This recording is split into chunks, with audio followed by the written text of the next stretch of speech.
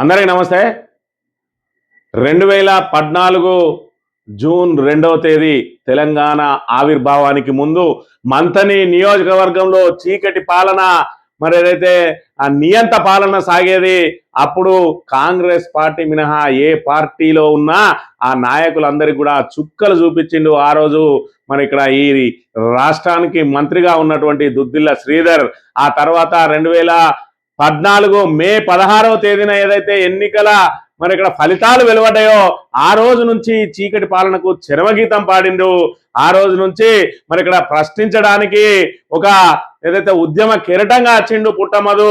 మరి ఆయన నియంతృత్వాన్ని ప్రశ్నించి ప్రజల లోపల చైతన్యం తీసుకొచ్చి 2014 మే 16గా వచ్చిన ఫలితాల్లో ఆయన ఎమ్మెల్యేగా గెలిచి ఈ ప్రాంతానికి వెలుగులు పంచితే మరి ఆ 2014 పూర్వం ఏ విధంగా అయితే హింసించబడ్డారో ఆ మంతని ప్రజానీకం అంతా ఆ విషయాన్నంతా కూడా మర్చిపోయి వాళ్ళు చేసే ఏదైతే స్ట్రాటజిక్ గా చేసే తప్పుడు ఆరోపణలు, అదే విధంగా ఒక బీసీ వ్యక్తి మీద ఎన్ని రకాల కుట్రలు చేయాలనో అన్ని రకాల కుట్రలు చేసి 2018లో జరిగిన ఎన్నికల్లో డబ్బు సంచులతోటి మరి ఇక్కడ నాయకుల కొనుగోళ్లతోటి తిరిగి ఎమ్మెల్యేగా గెలిచిన మరి అప్పుడు కూడా బీఆర్ఎస్ ప్రభుత్వం ఉండడంతో 10 సంవత్సరాల పాటు సుభిక్ష పాలన సాగింది. తెలంగాణ రాష్ట్రంతో పాటు ఇక్కడ ఉన్నటువంటి మంత్రిలో కూడా మళ్ళీ 2023 డిసెంబర్ 7వ తేదీన ఏదైతే అధికారం చేపట్టిండో మళ్ళీ కూడా ఇక్కడ చీకట్లు అలముకొన్నాయి. మళ్ళీ అదే ఏదైతే రజాకార్ల లాగా పోలీసులను వినియోగించుకుంటూ పోలీసులతోటి అక్రమ కేసులు పెట్టుకుంటూ వేధిస్తా ఉన్న పరిస్థితులు నేను నెలకొన్నాయి. మరి ఆ రోజున చూసుకున్నట్టయితే సామాన్య కార్యకర్తల మీద ఉండేది, మరి ఏదైతే చోటా మోటా లీడర్ల మీద ఉండేది.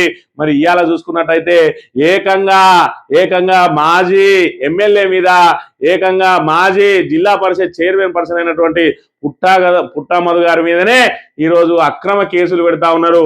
అదే కనీసం ఏ ధర్నానో రాస్తారోకోనో జరిగినా కేసు పెట్టిందంటే దానికి అర్థం ఉన్నది. కేవలం మహనీయుల విగ్రహాలకు వీళ్ళ 420 హామీలను నెరవేర్చడం లేదు. అదే విధంగా వీళ్ళు నయవంచక పాలన నడుస్తా ఉన్నది. వీళ్ళకు కనువిప్పు కలిగించు అని చెప్పి మహనీయుల విగ్రహాలకు మరి ఇక్కడ ఏదైతే వినతి పత్రాలు ఇచ్చి అక్కడ ఏదైతే ప్రెస్ను ఉద్దేశించి మాట్లాడితే అక్రమ కేసులు పెడతా ఉన్న పరిస్థితిని చూస్తా ఉన్నట్టయితే మనం ప్రజాస్వామ్య దేశంలోనే ఉన్నామా? మరి ఇక్కడ ప్రజాపాలన సాగుతా ఉన్నదా? ప్రజాపాలన ముసుగులో ఈ పోలీసు రాజ్యం ఏదైతే రజాకార్ల రాజ్యం నడుస్తా ఉన్నదో ఒక్కసారి ఆలోచన చేయాలి. మరి ఇక్కడ చూసుకున్నట్టయితే నిన్నటి రోజున అదే తప్పుడు కేసులలో నిన్నటి రోజున కోర్టుకు వెళ్ళడం జరిగింది. పుట్టమధుకర్ గారు ప్రజల కోసం చేసే పోరాటాన్ని ఏ కేసు ఆపలేదు. ప్రతిపక్ష నాయకుడిగా ప్రజల కోసం చేసే పోరాటాన్ని ఈ అప్రజాస్వామికమైన కేసులు ఆపలేవని మంత్రి మాజీ ఎమ్మెల్యే పుట్టమధుకర్ స్పష్టం చేశారు. 6 గ్యారంటీలు, 420 హామీలు, యూరియా కోసం, రైతుల కోసం, ప్రజల సమస్యల పరిష్కారం కోసం నిరసనలు చేపట్టిన క్రమంలో ప్రతిపక్ష నాయకుల మీద కేసులు నమోదు చేసిన పరంగా ఆ కేసు పరంగా నిన్న రోజున కోర్టుకు హాజరైండు. ఈ సందర్భంగా ఆయన మాట్లాడుతూ మంథని ఎమ్మెల్యే దుద్దిల శ్రీధర్ అధికారంలో లేనప్పుడు పోలీసులను అనేక మాటలు అన్నారని, ఎన్నో విధాలుగా హింసించి దుష్ప్రచారం చేసి అధికారంలోకి వచ్చాక ఏ విధంగా వాడుకుంటున్నాడో గమనించాలని కోరారు.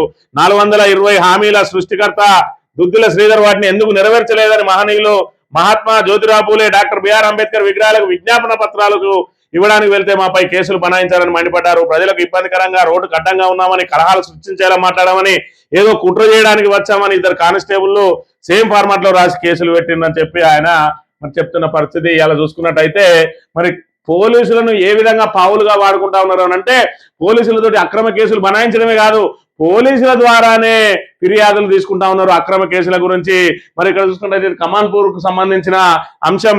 కమాన్పూర్ లో 2024 మరి నవంబర్ 17వ తేదీన అక్కడ ఏదైతే అంబేద్కర్ విగ్రహానికి విజ్ఞాపన పత్రం ఇచ్చి అక్కడి నుంచే ప్రెస్ను ఉద్దేశించి మాట్లాడితే ఏం కేసు పెట్టిండ్రు?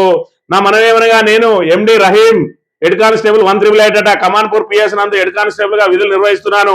ఈ రోజు అనగా తేదీ 17/11/2024 ఉదయం 11:30 గంటలకు నా యొక్క బుల్లెట్ బ్లూ కోట్ డ్యూటీలో భాగంగా నేను మరియు PC 2598 వి శ్రీనివాసులం కలిసి కమాన్పూర్ నందు పెట్రోలింగ్ చేస్తూ కమాన్పూర్ లో గల అంబేద్కర్ స్టాచ్యూ దగ్గరికి వచ్చేసరికి అక్కడ బీఆర్ఎస్ పార్టీ నాయకులు మరియు కార్యకర్తలైన పుట్ట Madhukar, X ZP chairman Bommagani Anil, కొండ వెంకటేశు, తాటికొండ శంకర్, నీలం శ్రీనివాసు, పోల్దాసరి సాయి కుమార్, రాచకొండ రవి, ఉప్పర్ శ్రీనివాసు, పొన్నం రాజేశ్వరి మహిళా మండల అధ్యక్షురాలు, మహిళా అధ్యక్షురాలు గుర్రం లచ్చిమల్లు, మేకల సంపతు, గంధం భాస్కరు, చొప్పరి తిరుపతి మరియు మరికొంతమంది కలిసి అక్రమంగా గుంపుగా ఏర్పడి ఏదైనా నేరం చేయాలనే ఉద్దేశంతో ఉండి ప్రజలను రెచ్చగొట్టే విధంగా ప్రసంగాలు చేస్తూ ఎలాంటి అనుమతి లేకుండా ప్రభుత్వానికి వ్యతిరేకంగా నినాదాలు చేస్తూ రోడ్డుపై ట్రాఫిక్ జామ్ చేస్తూ ప్రజా రవాణాకు అంతరాయం కలిగజేసి ఇబ్బంది చేసినారు. వీళ్ళు ఎవరు అంటే ఎవరో అవారగా తిరిగేటోళ్ళ,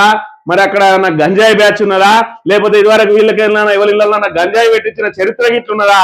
వీళ్ళు పుట్టా మధుకర్ ఎక్స్ఎమ్మెల్యే ఎక్స్ జడ్పీటీసీ అదేవిధంగా ఎక్స్ జడ్పీ చైర్మన్, అదేవిధంగా బొమ్మగాని అనిల్ చూసుకున్నట్టయితే ఆయన మండల్ యూత్ ప్రెసిడెంట్, కొండ వెంకటేష్ ఆయన మాజీ సర్పంచ్, తారకండి శంకర్ మాజీ సర్పంచ్, నీలం శ్రీనివాస్ మాజీ సర్పంచ్, పోల్దాస్ సాయి కుమారు అప్పుడు ఉప సర్పంచ్ మాజీ, ఇప్పుడు ఆయన సర్పంచ్ రాచకొండ రవి, మరి మాజీ ఎంపీపీ ఉప్పర్ శ్రీనివాసు, మాజీ వైస్ ఎంపీపీ పొన్నం రాజేశ్వరి మహిళా అధ్యక్షురాలు, వీళ్ళందరట ఏదన్నా నేరం చేసే ఉద్దేశంతో గుమిగూడి అంబేద్కర్ స్టాచ్యూ దగ్గర పట్టపగలు అనే వినతి పత్రం ఇస్తామంటే వీళ్ళు ఏదైనా నేరం చేసే ఉద్దేశంతో అని చెప్పి వీళ్ళ మీద తప్పుడు కేసులు ఒక మరి కానిస్టేబుల్ తోటి ఇప్పించి రెడ్ కానిస్టేబుల్ తోటి అని అంటే ఈ రాక్షస పాలన ఇచ్చేటోనికి సిగ్గులేదా, చెప్పేటోనికి సిగ్గులేదా, మరి ఇక్కడ కేసు నమోదు చేసినోనికి సిగ్గులేదా? ఒక్కసారి ఆలోచన చేయాలి.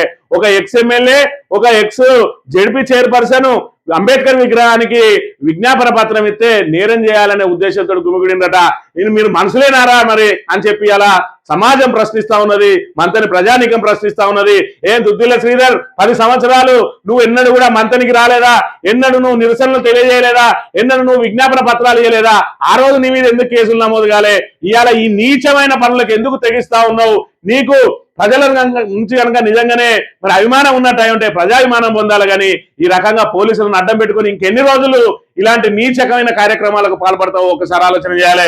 ఇది ఒక్కటే కాదు, ఇది మరి ఇక్కడ 17/11/2024 అయితే మరి ఇక్కడ చూసుకున్నట్టయితే 2/12/2024 ఈయన రామగిరిలో సేమ్ అదే రీతిలో ఇస్తే మరి సేమ్ 8 మంది మీద నమోదు చేసిర్రు. ఏమని? 8 మంది కాపురపోయిన భాస్కర్ మరికొంతమంది కలిసి అక్రమంగా గుంపుగా ఏర్పడి ఏదైనా నేరం చేయాలనే ఉద్దేశం ఉండి ప్రజలను రెచ్చగొట్టే విధంగా ప్రసంగాలు చేస్తూ ఎలాంటి అనుమతులు లేకుండా ప్రభుత్వానికి వ్యతిరేకంగా నినాదాలు చేస్తూ ప్రజాశాంతికి భంగం కలిగించారట. బుద్ధున్న గాడిది కొడుకు ఎవడన్నా మరి ఇక్కడ దీన్ని యాక్సెప్ట్ చేస్తారా? ఒకసారి ఆలోచన చేయాలి. ఇవాళ ఒక ఎక్స్ఎమ్మెల్యే మరి యొక్క నిరసన కార్యక్రమం తెలియజేస్తే ప్రజాశాంతికి భంగం కలిగించడానికి చేస్తా ఉన్నారు. గుంపుగా ఏర్పడి నేరం చేయాలనే ఉద్దేశంతో పెట్టించిన మరి విధవలకు కొంచెమన్నా ఆలోచన ఉండాలి. ఈ రకంగా ఇది ప్రజాస్వామ్యం, ఈ ప్రజాస్వామ్యంలో నిరసన తెలిపే హక్కు, ధర్నాలు చేసే హక్కు, మన వాక్ స్వాతంత్ర్యం ఉంటది. మనకు అంబేద్కర్ కల్పించిన రాజ్యాంగం ద్వారా మరి మనం ఏదైతే మన భావ ప్రకటన స్వేచ్ఛ చేస్తా ఉంటే దీన్ని నేరం చేసే ఉద్దేశంతో ఈ రకంగా కేసులు ఎవరితోటి పెట్టిస్తా ఉన్నారు? పోలీసులతోటే. ఇవాళ ఈ 3 రోజుల భాగవతం కోసం ఎగిరెగిరి పడుతున్న పోలీసులు ఒక్కసారి ఆలోచన చేసుకోవాలి. ఈ తప్పుడు కేసులు మీరు పెట్టించిన కదా, పెట్టించిన లెవెలో అందరి కూడా ఖచ్చితంగా మీ భాగవతాలు అన్ని బయటపడతాయి. అందరి పేర్లు కూడా నమోదు చేసుకుంటాను. మీరే విధంగా తప్పుడు కేసులు పెట్టించారో మీ మీద కూడా అదే రీతిలో మీ పోలీస్ స్టేషన్లోనే తప్పుడు కేసులు నమోదైతే దానికి మీరే బాధ్యులవుతారు. మిమ్మల్ని కూడా గల్లబట్టి గుంజుకొచ్చే రోజు వస్తుందని చెప్పి ఖచ్చితంగా హెచ్చరిస్తా ఉన్నాం. ఇంకెన్ని కేసులు పెట్టుకుంటారో పెట్టుకోండి, ఇంకా ఉన్నది సంవత్సర కాలం మాత్రమే. మీ వీలైనన్ని కేసులు పెట్టుకోండి. ఆ తర్వాత మిమ్మల్ని ఖచ్చితంగా గల్లబట్టి గుంజుకొచ్చి మిమ్మల్ని జైళ్ళల్లో తోసే బాధ్యత మేమే తీసుకుంటామని చెప్పి హెచ్చరిస్తా ఉన్నాం.